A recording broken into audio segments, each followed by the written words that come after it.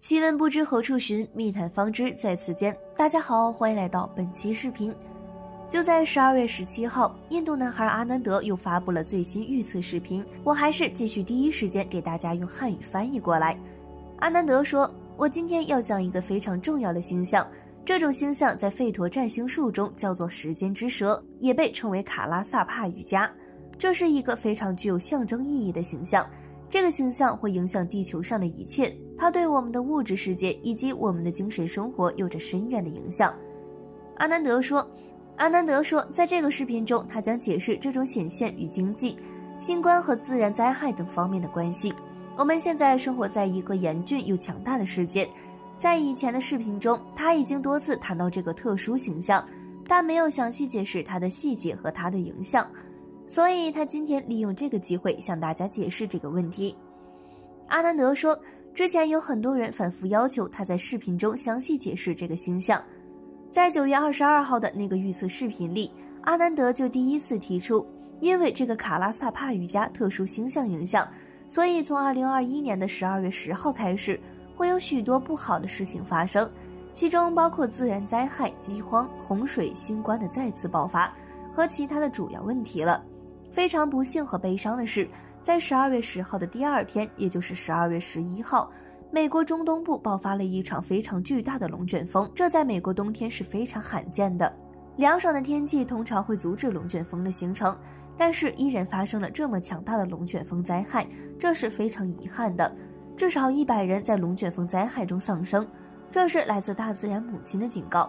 我们需要正视这些警告。随后的12月14号，卡拉萨帕星象就给我们带来了印度尼西亚强震，虽然没有造成太大的损害，但是这次地震的强度高达 7.7 级，也是大自然再次发出的强烈警告。阿南德说，卡拉萨帕瑜伽是神蛇的体现，在黄道带中，它象征着圣经中解释的时间之蛇。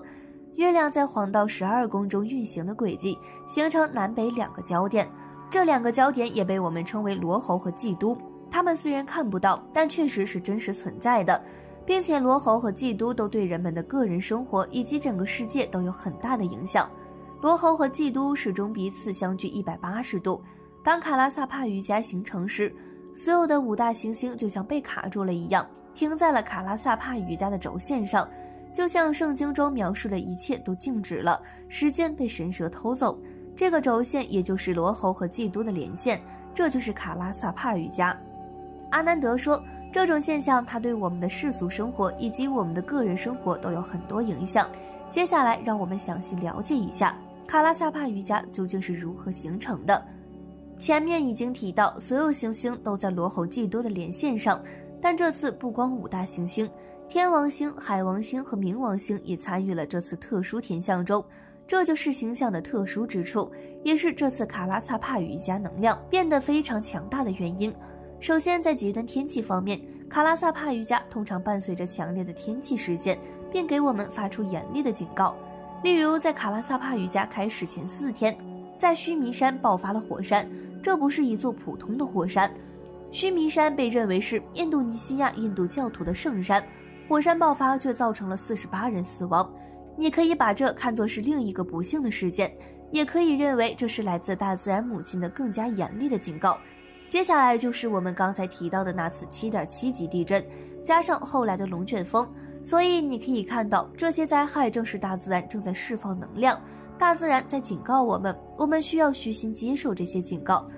对经济的影响，阿南德说，接下来的6个月中，经济肯定会受到影响。从年底12月到明年5月，将是一个强大的黑暗时间，世界需要慢慢恢复。我们今天看到的每一个事件都是极其严重的，这绝不是偶然。如果你认为地球上的灾害是偶然的，那么你可以看看地球之外的那些不寻常却又如此紧密相连的异常现象代表着什么。2020年12月19号至27号，500年不遇的大合相发生了。2021年11月19号，580年来最长的一次血月发生了。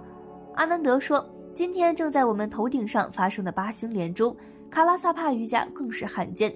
连天王星、海王星和冥王星都参与这次星象，让所有行星都在黄道12宫的180度内。这并不是简单的自然事件，它会产生巨大的负能量。因此，阿南德说，经济肯定会像他在之前的视频中预测的那样，在接下来的6个月中，特别是在2022年3月至4月之间受到最大影响。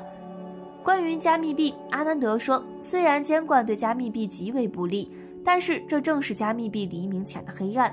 接下来，阿南德讲的是关于疫情和新变种病毒方面的问题，以及他认为未来几个月在疫情方面要发生的事情。阿南德说，人们因为新的变种而感到恐惧，但是该来的总会来的。正如他在10月22号的视频中说的，从2021年12月的第2周开始，我们可能会看到更大一波的浪潮，这波浪潮将影响世界各地的国家，接种疫苗高的地区也不能幸免。从12月的第2周开始，我们将看到疫情的快速发展。非常不幸的是，印度也会爆发，但没有今年3月到2021年5月之间发生的第2波那么可怕。这次会稍微温和一些，但它会对其他国家有深远的影响。印度反而会在这波浪潮中受影响小一些。从占星位置来说，印度在某种程度上比其他国家要好得多，尤其是欧洲和美国。欧洲和美国也将是这次浪潮的主要爆发区。关于南非新变种毒株方面，阿南德说，正如他在2020年4月的视频里就说过，从2021年11月21号开始，疫情将会有一个无形的复苏。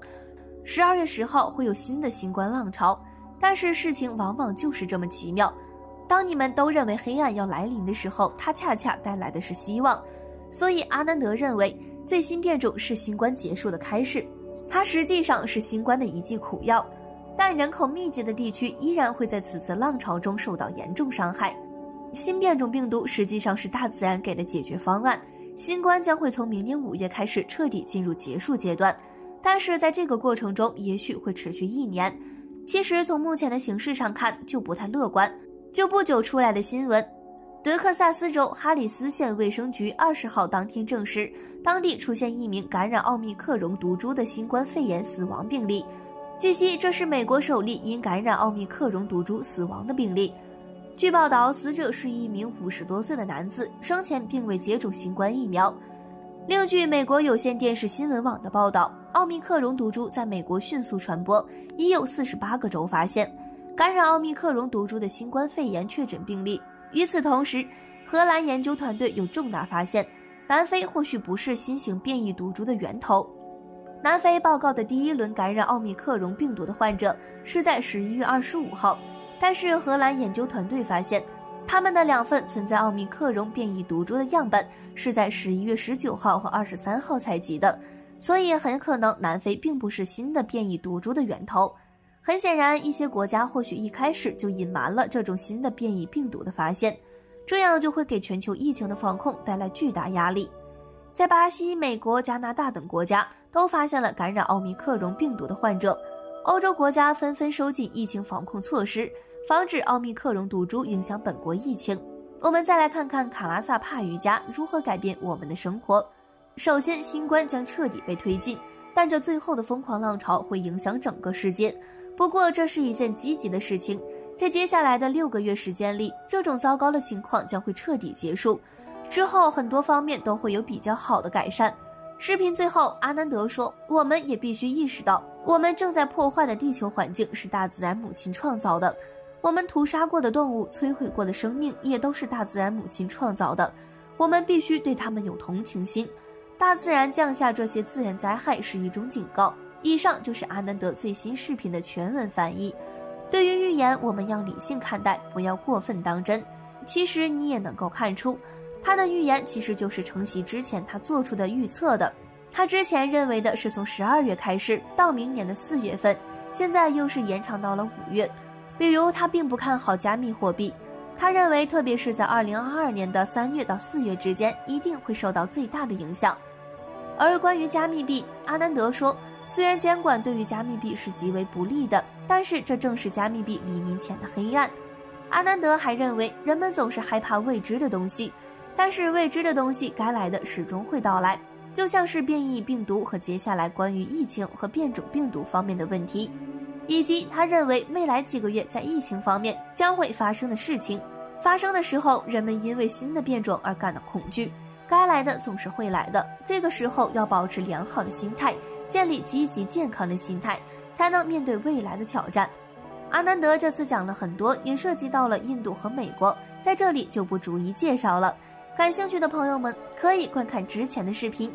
好啦，今天的分享就到这里了，下期咱们不见不散。